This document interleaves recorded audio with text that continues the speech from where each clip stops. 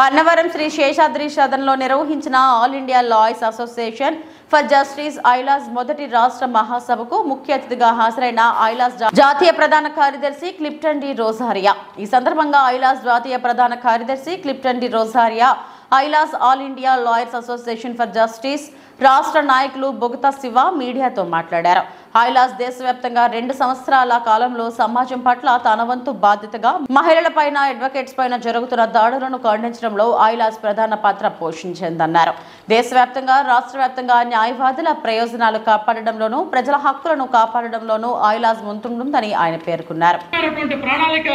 Bar council గాని రాష్ట్ర ప్రభుత్వం గాని ప్రకటించాలి, వాళ్ళకి అండగా నిలవాలి, వాళ్ళకి ఆర్థిక వెసులుబాటు కల్పించాలి, వాళ్ళందరికీ కూడా మనం నిలబడి వెన్ను తండ్రిగా ఉండాలని చెప్పి కూడా ఐలాస్ తన మేనిఫెస్టోలో స్పష్టంగా పేర్కొనడం జరిగింది.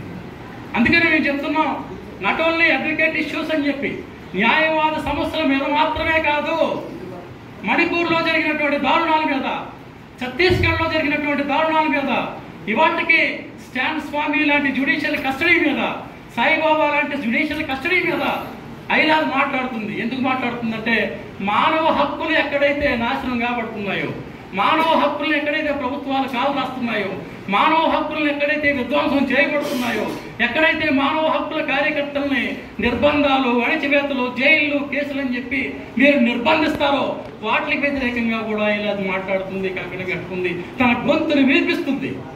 న్యాయవాదులు మాట్లాడకపోతే ఎవరు మాట్లాడతారు వాళ్ళ భారతదేశంలో? అటువంటి న్యాయవాదుల మీద కూడా, అటువంటి మాట్లాడే న్యాయవాదుల మీద కూడా, ఉద్యమించే న్యాయవాదుల మీద కూడా ఇవాళ ప్రభుత్వాలు దుర్మార్గమైనటువంటి, కర్కశమైనటువంటి లాంటి నల్ల చట్టాలను ప్రయోగించి వాళ్ళని నిర్బంధాలకు గురి చేయడం మన కళ్ళ ముందు జరుగుతుంది. ప్రొఫెసర్ సాయిబాబా హత్య మనకి కళ్ళ ముందు జరిగినటువంటి దుర్మార్గమైనటువంటి హత్య.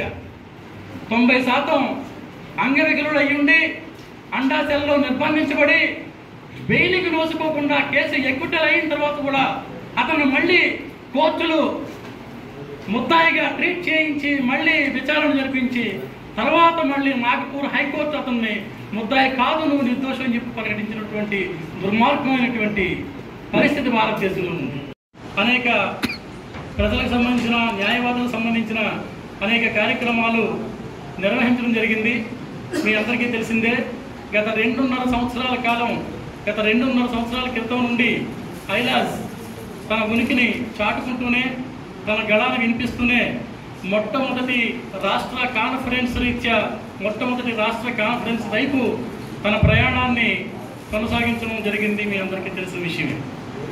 ఐలాస్ అంటే కేవలం న్యాయవాదుల సమస్యల మీద మాత్రమే కాకుండా సామాజిక న్యాయం కోసం మాట్లాడుతున్న హక్కుల కార్యకర్తలకి అండగా ఐలాస్ నిలబడిన విషయం కూడా మీకు అందరికీ తెలిసిందే.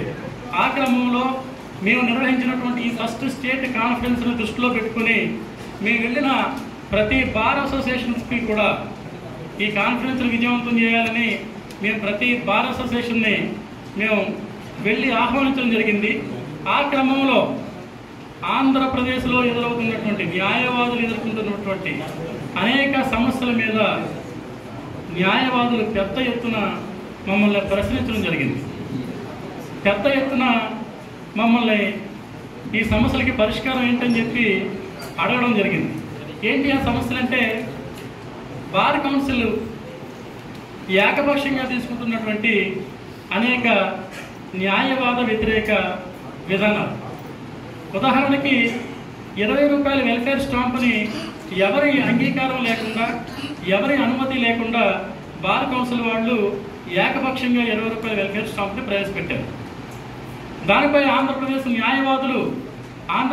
న్యాయవాద సమూహం పెద్ద ఎత్తున ఉద్యమించి ఆ 20 రూపాయల స్టాంపును పూర్తిగా రద్దు చేయడానికి ఉద్యమించింది.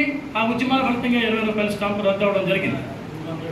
అది రద్దు అవగానే తిరిగి మళ్ళీ 50 రూపాయలు ఉండే వెల్ఫేర్ స్టాంపుని 250 రూపాయలకి బార్ కౌన్సిల్ సభ్యులందరూ కూర్చొని, బార్ కౌన్సిల్ ప్రెసిడెంట్ గారు, వైస్ ప్రెసిడెంట్ గారు అందరూ కూర్చొని 250 రూపాయలకి ఏకపక్షంగా పెంచి ఆ నిర్ణయం కూడా తీసుకున్నారు.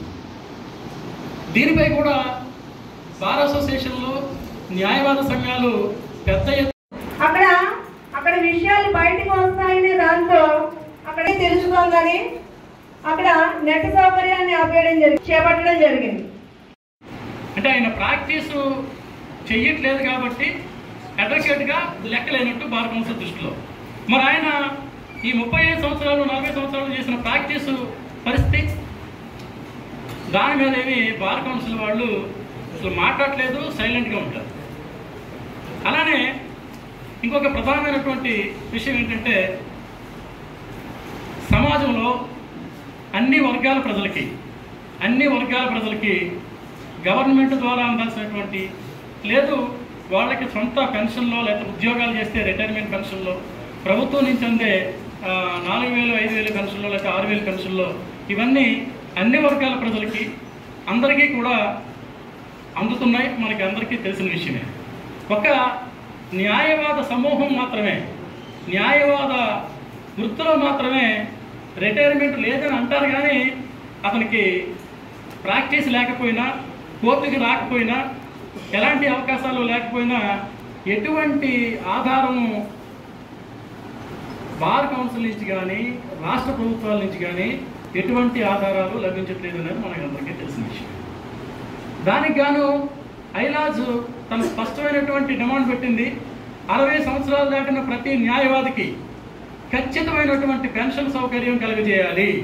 ఇది రాష్ట్ర చరిత్రలోని, అలాగే న్యాయవాద సంఘాల చరిత్రలోని, దేశ చరిత్రలోని ఇది మొట్టమొదటి డిమాండ్. 60 సంవత్సరాలు దాటిన ప్రతి న్యాయవాదికి కూడా పెన్షన్ సౌకర్యం కల్పించాలి. దానికోసం ఐలాజ్ ఉద్యమిస్తుంది. దానికోసం ప్రతి బార్ అసోసియేషన్లోనూ మాట్లాడింది. దానికోసం గట్టిగా నిలబడింది, పోరాడుతుంది. ఆ 60 సంవత్సరాలు నిండినటువంటి న్యాయవాదులు ఎవరైతే ఉన్నారో వాళ్ళ వైపున బలంగా తన వాణిని, తన గళాన్ని, తన గొంతును కూడా ఐలాజ్ వినిపిస్తుంది. అదే రకంగా ఇవాళ న్యాయవాద వృత్తిలోకి మొదటి జనరేషన్ ఎవరైతే ఉన్నారో వాళ్ళకి దళిత, ఆదివాసీ, మైనారిటీ ఎవరైతే ఈ వర్గాల నుంచి వస్తున్నటువంటి న్యాయవాద సోదరులు ఉన్నారో, సమూహం ఉన్నారో, వాళ్ళకి కోర్టుల్లో అయోమయమైనటువంటి పరిస్థితి, కేసులు లేని పరిస్థితి, ఎటువంటి ఆధారాలు లేని పరిస్థితి, ఎటువంటి ఆర్థికంగా వెసులుబాటు లేని పరిస్థితి కూడా ఇవాళ మనం చూస్తూ ఉన్నాం. సిస్టమ్ అందులో లేదు. డిఫాల్ట్గా కొందరు నేర్చుకుంటారు, కొందరు నేర్చుకోరు. సో మనం ఏం చేయొచ్చు అని అంటే ఒక సివిల్ సైడ్ బేసిక్స్ తెలుసుకొని ఆ ప్రాంతంలో ఉన్న ప్రజలకు ఉపయోగపడాలని అంటే ఒక ఆదివాసీ కార్యకర్తకి, ఒక దళిత కార్యకర్తకి ఏం తెలియాలి, క్రిమినల్ కేసుల్లో ఆ ప్రాంతంలో ఉన్న పేదవాళ్ళకి సహాయపడాలి, అడ్వకేట్కి సహాయపడాలి అని అంటే ఆయనకి బేసిక్ నాలెడ్జ్ ఏమి ఉండాలి, బేసిక్ స్కిల్స్ ఏమి ఉండాలి. మనం ఎందుకు తయారు చేసి కోర్సు ఆఫర్ చేయకూడదు? తప్పేముంది? మనకు మించిన టీచర్స్ ఎవరు ఉంటారు? మనకి తెలుసు ఆ నీడ్ ఏమిటో. సో మనం తయారు చేస్తాం, ఆఫర్ చేస్తాం. ఎవరైనా వచ్చి మేము ఐల్జా తరఫున ఒక 4 days వర్క్షాప్ పెడుతున్నాము, ఈ బేసిక్స్ నేర్పుతాము, మీరు కావాలంటే భోజనం ఫ్రీగా పెడతాం, ఛార్జీలు మీరు పెట్టుకురండి. సో మనం అలా చేసినట్టయితే ఇదే ఆంధ్రప్రదేశ్లో ప్రజల హక్కుల కోసం పనిచేస్తున్న అనేక సంఘాలు, పార్టీలు దాన్ని ఉపయోగించుకునేటువంటి అవకాశం ఉంటుంది. ధన్యవాదాలు. మనం విన్నాం. నేను నందిగామలో కరోనా సమయంలో మ్యాజిస్ట్రేట్గా పనిచేస్తూ ఉన్నాను. మ్యాజిస్ట్రేట్గా పనిచేస్తున్నప్పుడు మా bar president and some other advocates have informed that during corona period some of the advocates they were attending కూలీ work. They went to the fields. పొలాలకు వెళ్ళి కూలీ పనులు చేసుకుంటున్నారు సార్ అని నాకు క్వార్టర్స్కి ఫోన్ చేసి వినిపించినప్పుడు మేమందరూ మాట్లాడుకొని కొంతమంది అడ్వకేట్స్ లిస్ట్ తయారు చేసుకోండి అని చెప్పారు. We prepared a list of advocates who are in need. And we did not forget even advocate clerks also. వీళ్ళందరికీ వారికి అవసరమైనటువంటి నిత్యావసర సరుకులు, వారికి అవసరమైనటువంటి బియ్యం ఏర్పాటు చేసి వాళ్ళ ఇంటికి పంపించడం జరిగింది. This is only one incident, but it must organize and this is the need of the hour. One thing that I want to say, ఒక విషయాన్ని మాత్రం ప్రత్యేకంగా చెప్పడానికి నేను ఇష్టపడుతున్నాను. వాటి గురించే మనం ప్రధానంగా ఐలాజ్లో ఒక అంశం అయితే, రెండవ అంశం రాజ్యాంగం. భారతదేశంలో రాజ్యాంగం ఏ విధంగా జరుగుతుంది, ఏం జరుగుతుంది అన్నది రెండవ అంశం. అడ్వకేట్ల విషయంలో మాట్లాడాలంటే ఒక విషయం మనం అందరం గుర్తుంచుకోవాలి. ప్రభుత్వాలు పవర్ఫుల్గా పనిచేయాలన్నా, న్యాయ వ్యవస్థ పవర్ఫుల్గా పనిచేయాలన్నా విమర్శించేవాడు చాలా పవర్ఫుల్గా ఉండాలి. ఎందుకంటే ఎప్పుడైతే ప్రభుత్వాల్ని ప్రతిపక్షం బలంగా లేకపోతే, విమర్శించగలిగే, క్రిటిసైజ్ చేయగలిగే వాడికి శక్తి లేకపోతే వాడు ఇష్టం వచ్చినటువంటి చట్టాలు తీసుకురాగలుగుతాడు. అలాగే న్యాయ వ్యవస్థ కూడా, జడ్జీలు కూడా కళ్ళు మూసుకొని ఇష్టం వచ్చినట్టు నాకు కల్లో దేవుడు కనబడ్డాడు, అందుకని ఈ రకమైనటువంటి తీర్పు ఇచ్చేశాను అని చెప్పే ధైర్యం ఈ దేశంలో అత్యున్నత న్యాయస్థాయి యొక్క జడ్జి చెప్పగలిగాడంటే అంతకంటే సిగ్గుచేటు ఏమీ లేదు. నాకు కల్లో దేవుడు కనబడ్డాడు, అందువల్ల ఆ రోజు అలాంటి తీర్పు ఇచ్చాను అని చెప్పాడంటే అంత కర్మ మరి ఇంకోటి తెలియదు. కాబట్టి పవర్ఫుల్గా ఉండాలి. అంటే ఇప్పుడు మనం అడ్వకేట్ వ్యవస్థ గురించి మాట్లాడుకుంటే, అడ్వకేట్లు మనం రూల్ చేసేవాళ్ళు అందరూ కూడా బార్ కౌన్సిల్ ఆఫ్ ఆంధ్రప్రదేశ్ కానీ, బార్ కౌన్సిల్ ఆఫ్ ఇండియా కానీ, దానికి లోబడి మనం అందరం కూడా ప్రాక్టీస్ చేస్తున్నాం. ఎందుకు ఇలా తగలబడిపోయింది ఈ వ్యవస్థ అని ఒక్కసారి ఆలోచించండి. బార్ కౌన్సిల్ ఎలక్షన్ రాగానే ఒక్కొక్క క్యాండిడేట్ 2 కోట్లు ఖర్చు పెడుతున్నాడు. ఏం చేయడానికి? చిన్న ఉదాహరణ చెప్తాను. Pradesh, let this be the first step in a long journey to secure justice for advocates, to secure justice for all people in society. That is the ultimate aim of ILAJ. I wanted to say 2-3 things to you in the beginning. There is one proposal we have. I'm not sure if Siva also spoke about that. But from ILAJ, we are also saying that we need an Advocates Protection Act. You will have heard of that. The reason why we are saying that I think is very, very important. I will talk about that in a little bit of detail in a while. But firstly, I think we need to understand why ILAJ was formed, what ILAJ has been doing till today, and what we intend to do. In every state, there are bar councils, there are bar associations. There is also a bar council in Delhi, Bar Council of India. There is also associations in the Supreme Court, every single High Court. Every court has a bar association.